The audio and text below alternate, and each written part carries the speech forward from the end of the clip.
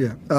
You have to ask the players that. For me, it wasn't. I don't get into all that. Like for Paul and what he says, he deserves to say whatever he wants. And as the owner of the team, my focus is our guys. And as I said to them behind closed doors, if that's what helps you, then use that. But for me, we're here to be better today. And we need to be the best team today to go and win this game. We're on the road. This is our first road win. We've got 2 wins in a row. So ticking boxes and setting goals for our team is where I'm at. As for the outside noise, that's for you guys to keep talking about and keep building up. But for AC not practicing all week, I thought he gave us some solid minutes. But Dremic and Sunday Detch came in and contributed. And I think everyone that played tonight for us, and even the guys that didn't play for me, I think they're itching to hit the floor. And I keep reminding my players that every minute you're out there to give your best, because I got certain guys that are still yet to touch the floor, and when they do, they'll be ready. Did you feel like the Warriors out there? That's what Paul Smith said. How did it feel out there? No, we're not the Warriors. Five players scoring in double digits tonight. How impressed were you with that? I'd like to have 7 players in double figures. I think, yes, our starters are good and they play a lot of minutes, so getting to double figures, I like to think that all of them can do that, and they've proven that in the past and playing in this league for a while. But as for Sunday Detch and Anthony Dremic, 2 guys I got that started last year.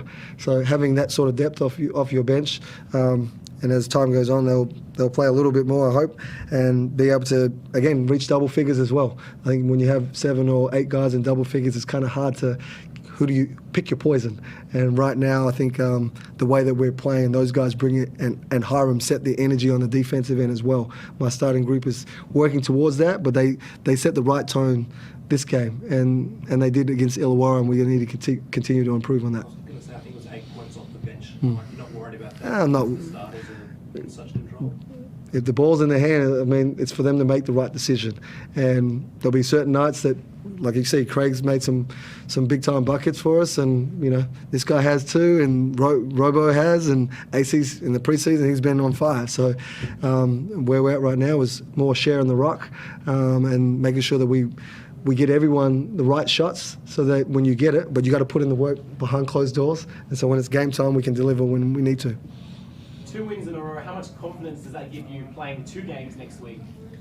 Yeah, I mean, a little bit of confidence, but again, it's new opponent, new strategy, new concepts against them, and their strengths are different than Sydney, so we're going to have to go back to the drawing board and the coaching staff and put a great game plan in place to go and make sure we give ourselves every chance to be successful again at home and on the road. Just talking a bit about the import players, how much of an impact do they have at training sessions and off the court? Big. I mean, my core group was with me last year, and so adding three new Americans, and it's not easy. And if someone tells you it is, it's not. They're kidding themselves. But for working through on a day in between games, from the Jack Jumpers to the Hawks, let's just say it wasn't my best week being with the 36ers dealing with my team, but where I'm at is I'm happy with a response. As you know, in this game, you need to bounce back and you need to respond to certain things. And we got a lot of professionals on our team, and how we continue to come together as this season goes on is going to be a big key for us.